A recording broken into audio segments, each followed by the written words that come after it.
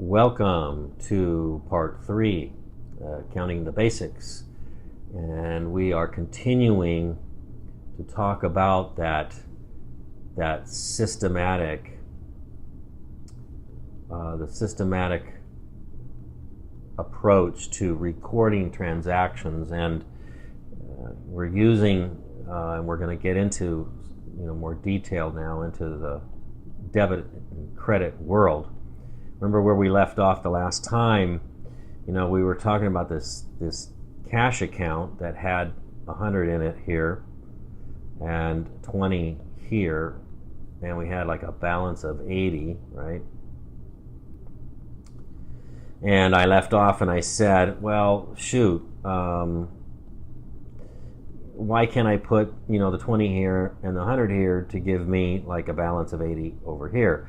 Remember, this is the left side, right side, so this is the debit, credit, credit. So in this instance, I have an $80 debit in my cash account. Over here, I have an $80 credit in my cash account.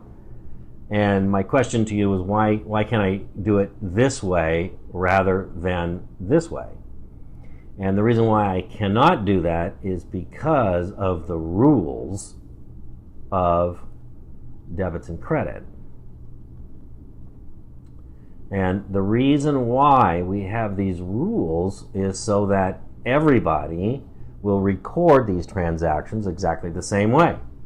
And if everybody can follow these rules and record all these transactions the same way, then when we generate these financial reports, everybody will read them and interpret them the same way, and everybody is happy. If I start producing reports based on my own rules of debits and credits, nobody's going to know what I'm talking about. It's like any rules of language. You got to follow the rules so that we all understand one another.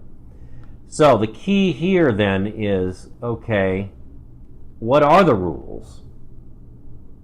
And that's what we need to really get into here, is what are the rules of debit, debit, credit. Okay? All right.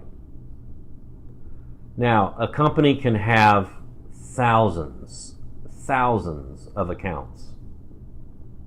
Okay? Thousands of accounts. IBM, Apple, they probably have thousands, I don't know how many, thousands. They track all kind of information.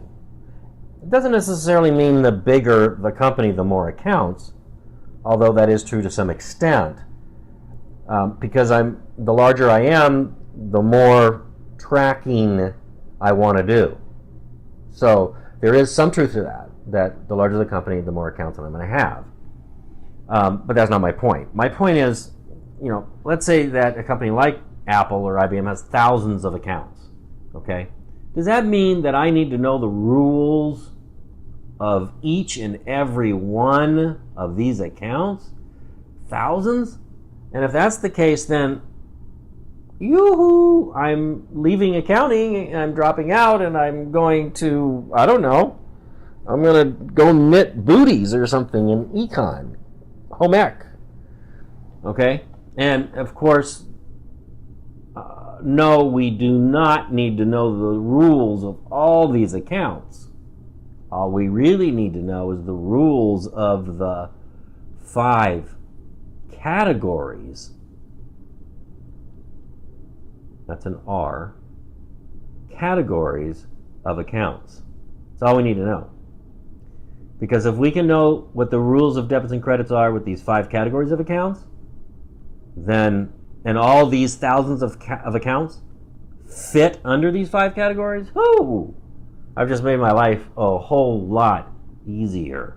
And so that's where we're going right now. We're going to talk about these 5 categories of accounts. Let me define those categories for you, and it will be simple definitions, because I don't want to spend a whole lot of time defining the accounts. I want to get to these rules. But before I do that, I've got to show you what these 5 categories of accounts are. So let's start with the first one. And the first one is assets, and let's define it quickly. And that is just simply resources owned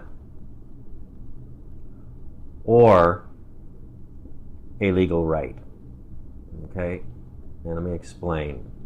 Resources owned. So, I mean, it could be any resources. Think about it. Cash is a resource that's owned by the company. Supplies. Okay, those are owned by the company. Buildings. Okay, buildings owned. Cars, all kind of assets.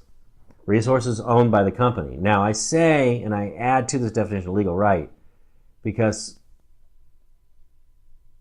building I may finance. Building I may finance. And if I'm financing this building, that means that I don't own it right out. But I do still have a legal right to it. Okay? So those are assets. All right? Okay, liabilities.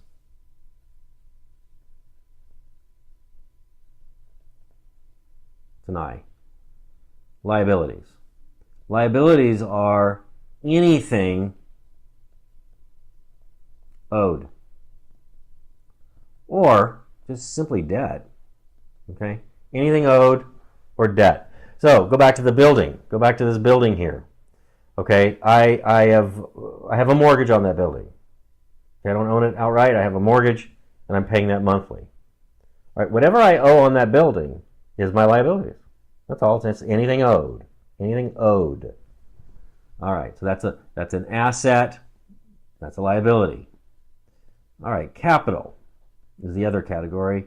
It's capital, and that is just simply the residual. That's an E.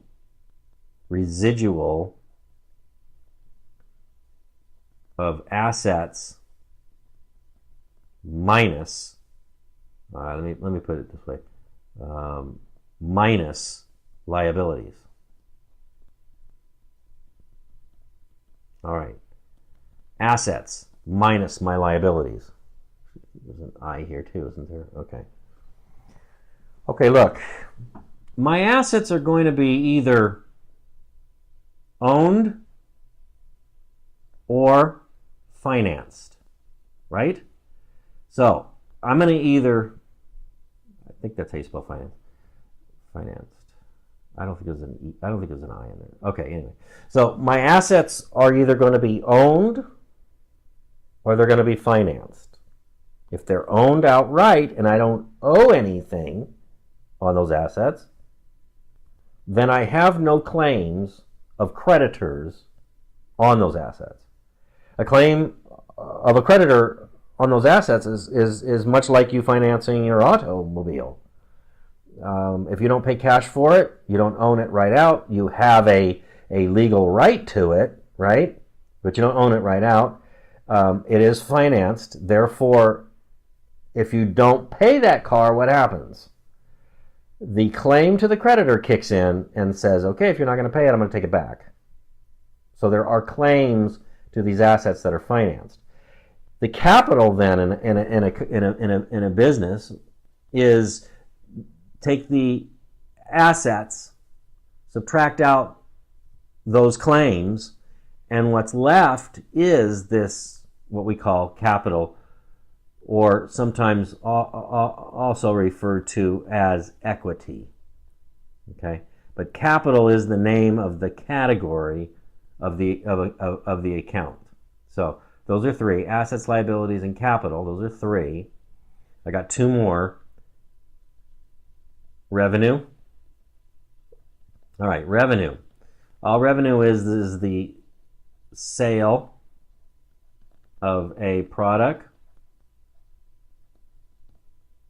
P, or service. So, anytime an economic exchange takes place, and we've talked about this in part 1, I think. Anytime an economic exchange takes place, as I'm selling something, selling a product or service, then I have a revenue. So if I'm in the business of selling all pens and pencils or supplies, office supplies, and we have made some sort of exchange, then I have generated a sale. last category is expenses. These are costs incurred in generating revenue. I can't have a revenue without an expense. Think about that for a minute. I can't have any revenue without expense. Think about that. Yeah, I don't care what business you're talking about. Whether it's a legal business or an illegal business, I don't care what kind of business. You're not going to generate $1 of revenue if you haven't incurred any costs. The rent, the utilities, there's all kind of stuff that you need to incur in costs in order to generate this revenue. You need a retail location. You need the product. If you're going to sell a product, you need the product to sell. All right, so that's revenue and expense, and those are my 5 categories. Those are my 5 categories. Let's list them again. All right, those are my 5 categories. My assets, my liabilities, my capital, my revenue, and my expenses. Now, guess what? These are the only categories I got to worry about. Isn't that great? So you don't have to learn the rules and debits and credits for like those thousands of accounts that maybe, I don't know, Apple has or something. No. All you have to know is the rules to these 5, because then the accounts that a business uses, or even personal, they all fall under every single one of these categories. Okay? So all we have to know is the rules of these. And once we know the rules of these, we are home free. Okay? So in the next tutorial, I will show you specifically the rules.